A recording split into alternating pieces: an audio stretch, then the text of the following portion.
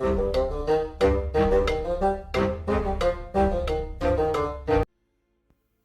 and welcome to the Critically Curious. I'm Monk, and today we are in Baldur's Gate 3 doing a beginner's guide for a Necromancer build. Now, it's going to be a detailed guide. We're going to go over exactly what I would suggest picking and, of course, the reasons behind why I would pick it as well.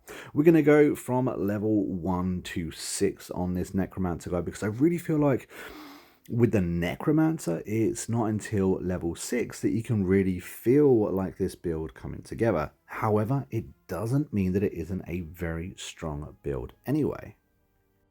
Also, I'd like to point out that this is but a guide. If you want to mix and match and do your own thing and do some changes and tweaks, then feel free to go for it. There's no real make or break build within Baldur's Gate 3. It's a beautiful game and you can fully experience and live out your role-playing fantasies here. First of all, we should really throw in a warning based on your race and, of course, your background. Within Baldur's Gate 3, you cannot change your race or your background. So, the race and background that you pick at the beginning of the game is possibly the most important choice you will make throughout your entire journey in Baldur's Gate 3. So, keep that in mind when picking the race that you want and the class that you want to be playing. Now, for a Necromancer, I kind of feel like a half orc is pretty good. This is actually my favorite option. Now, we do have the dark vision, which essentially allows us to see in darkness, and there's a lot of darkness to be seen in Baldur's Gate 3, unfortunately. Now, the most important part of this, however, is relentless endurance. If you reach 0 hit points, you regain 1 hit point instead of becoming downed. Essentially, if you die, you get back up. I kind of feel like this is amazing synergy with the Necromancer style that we're trying to do. If you're really trying to roleplay, then the relentless endurance is kind of OP there. We also have savage attacks, but that's not really going to benefit us for what we're doing. Really, it's the relentless endurance topped with dark vision, allowing us to see up to 12 meters away, basically meaning we're able to hit in darkness. Next up, we have the Githyanki. Again, a great choice for a Necromancer for a couple of different reasons. We do have astral knowledge, so you gain a proficiency in all skills of your chosen ability. We have the Mage Hand, which can be incredibly useful even early game, enabling us to have accessibility to certain areas, throw potions, grenades even. We also have martial prowess, but that's not really why this is good. We get proficiency in both light and medium armor.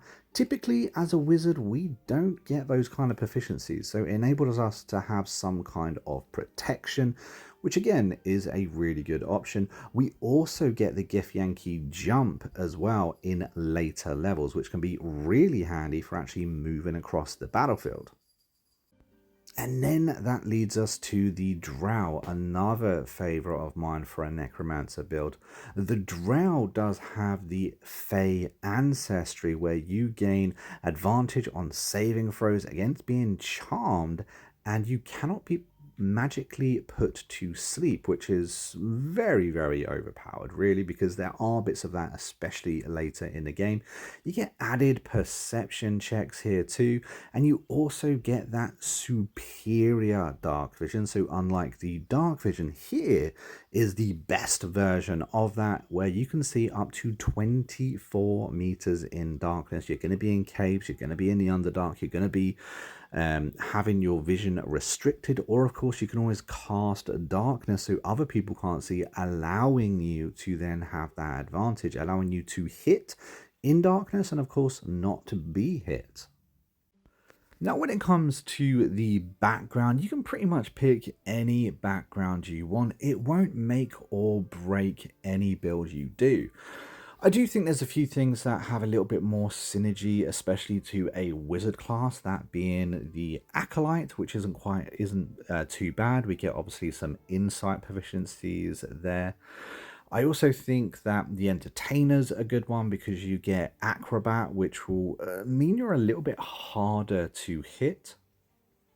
I quite like Noble because you get that persuasion and that history buff as well, which again is quite fitting. And then, of course, you've got Sage, which is probably the most obvious choice for a wizard background, but absolutely any of them will work for your build. And after that, we are free to pick our class. And of course, we're going to go for Wizard because, of course, we do want to be a Necromancer. And this is the road to it. Now, being a level 1 Wizard doesn't mean you are Necromancer. However, we do get access to a few decent cantrips and of course spells as well. Fireball is a bloody good cantrip no matter where you are in the game. Magic Hand is a very useful one. We've already spoken about Magic Hand. Mage Armor is kind of your bread and butter when it comes to actually having some protection. Fog Cloud allows you to cast that so other people can't see, but of course because you've got that dark vision you're going to be able to see through that. Grease is just overpowered regardless. And then of course you've got Arcane Recovery, so whenever you lose your spell slots, and we will talk about that later, with Arcane Recovery you're actually able to get one of those spell slots back. Now let's talk about ability points. Now, the first thing we should really talk about is, for anyone that doesn't know, an even number is what gets you the points. So if you were sitting on 13 and 15 when it comes to Constitution, for instance, you're not going to get that buff to your health points. It's only when it gets to that even number, when you round it up, that you will get that initial boost.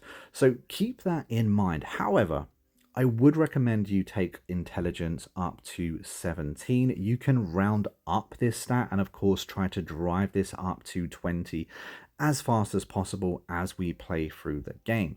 Constitution you want up as high as possible. Dexterity is, again, you want to put a decent amount of points into. Charisma and strength, however, are kind of dump stats, so you can kind of reduce them just so you have extra points available.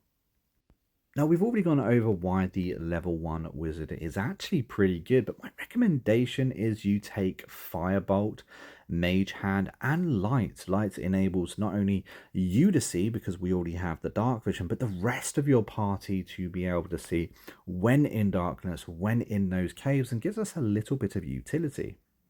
Then when it comes to actual spells prepared, in other words, the spells that we're going to be using in battle, Mage Armor is a very good option until we have better choices. Fog Cloud, again, until we can upgrade that to Darkness, is going to be very useful here. We've got Grease, which we're going to be able to combine with that Firebolt to make an explosion or just make people fall over. Then, of course, next we have Expeded Retreat, which enables us to have a little bit more mobility on that battlefield. It is a bonus action as well, so we're able to use that and still attack, most importantly. But all these things can be swapped out for anything else. Burning Hands is really good because this is basically a melee range AoE. So enables you to attack multiple targets. Doesn't necessarily do the best damage, but the fact that it can attack at melee range is very important. Then you have Magic Missile, which will become your bread and butter at the beginning of this game. Enables you to have that ranged attack, attacks multiple people, and does some pretty good damage. When it comes to your skill proficiencies, again, there is no right or wrong option here. Do what works best for you, and of course make sure the rest of your companions are specializing in something else. Perception is always an absolute one that you're gonna want someone in your party to be good at, but honestly anything here is good. When it comes to level 2 is where we can actually become a Necromancer. We get to pick a specialization, and of course we're going to be picking Necromancer. Now, as a Necromancer, we get Grim Harvest. That's kind of the ability we get, where if we kill somebody in combat once per turn, we will get health boost based on the spell that we use to kill that person. It can be very useful. We also get the ability to learn 2 brand new spells. Now, Force Life is really useful just to give us a little bit more health throughout the day. It can be used right up until a long rest. So when you wake up, that is when you use it. The other one I would probably pick is Tasha's Hideous Laughter. This is a level 1 enchantment. It leaves the creature prone with laughter. Then you've also got Sleep, which is a very powerful little spell. Enables you to put targets to sleep for a few turns. So if there's too many people on that battlefield, you can put 1 or 2 of them to sleep while you deal with the others. Again, at this stage, there's no right or wrong answer because we already have the main things that we are looking for. At level 3 is where things start getting a little bit more creative because we get access to level 2 spells, which is very, very useful. Here we could pick up Darkness, which would replace our Fog Cloud. Now, Darkness is very good. It's very useful. It lasts 10 turns. It does have a very good range, though. Make sure the rest of your party can see and you don't blind everyone. We also get access to Misty Step, which is one of the most useful spells in the entire game. I would recommend getting it on everyone you can. It is a bonus action and allows you to move around the battlefield. Then, of course, we have Scorching Ray, which you could swap out from Magic Missiles. A little bit more damage here, and of course, it is a fire element. The Ray of Enfeeblement is another decent one I would look at picking up. Because for anyone using stealth checks, then be doing half the damage they would normally. Now, at level 4, we don't really get anything particularly special, but what I would do is pick up the spells that you haven't picked up already. There's no right or wrong order to the spells you pick up. They are all very good spells, and I'm trying to pick out the best ones for you. What we do get, however, was that feat. Now, within the level 4 feat, I would highly recommend you pop up your intelligence. And finally, we get to some excitingness because here we are level 5. Now, at level 5, there are 2 very, very interesting things. Now, first of all, this is where we first get access to a level 3 spell. Now, the first spell you're going to see that is new is Animate Dead. Now, let me tell you why it would be a mistake to pick it now. If you pick Animate Dead now, you're going to have to respec your class because at level 6, that is when we get Animate Dead for free. It's something that we just automatically learn. So at level 5, instead of picking Animate Dead, I would recommend you go ahead and pick Fireball or perhaps even Counterspell instead. Now, if you did that, come level 6, you are going to get Animate Dead for free as a free action. If you did pick Animate Dead, that's okay, just respec because you don't want to be wasting it after all. Now, with level 6, we do get Undead Thralls, additional Undead. When you use an Animate Dead, you also get to raise an additional corpse, and they're also stronger as well and better. When it comes to the spells that you picked, Fireball is an absolute good one to pick. Fear, again, is something I would highly recommend picking. Counterspell, we've already spoken about that. It really allows you to have a little bit of extra defense. If someone goes to hit you with a spell, you can use your own spell slots to protect yourself, which I quite like.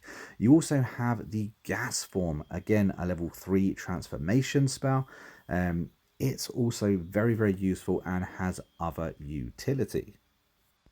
It's really where at level 6 where the Necromancer build starts feeling very, very powerful. As we go up in level now, we're going to be able to get more summons and more undead. And the Necromancer build is something that really snowballs as you go on. And of course, if you're ever in a situation where perhaps making a zombie isn't a good answer, at this stage, we do have Fireball, so if in doubt, Fireball everything.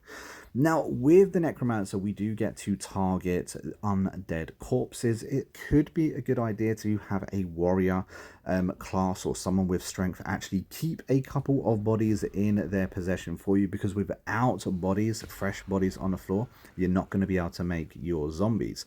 Now, when casting zombies, you can actually choose between a melee zombie or of course a range zombie, which can be really useful. As you can see though, when I'm using these spells, they are expending my spell slots, and I'm going to have to long rest to get them back. You only have a finite amount of level 3, level 4, level 2 spell slots, and long resting unfortunately is the main downside when playing a wizard. But there we have it, guys. That is my Necromancer build class, my beginner's guide on a Necromancer. If you've enjoyed what you've seen so far, let me know down in the comments. Hit that like button, subscribe to the channel. If you want to see a more in-depth, all the way to end game on a Necromancer, let me know down below. Or of course, if you want to see any other classes, again, let me know and I'll put it on the list. But until next time, I've been a Monk, we've been a Critique Curious. I'll see you in the next video real soon. Until then, take it easy and happy gaming.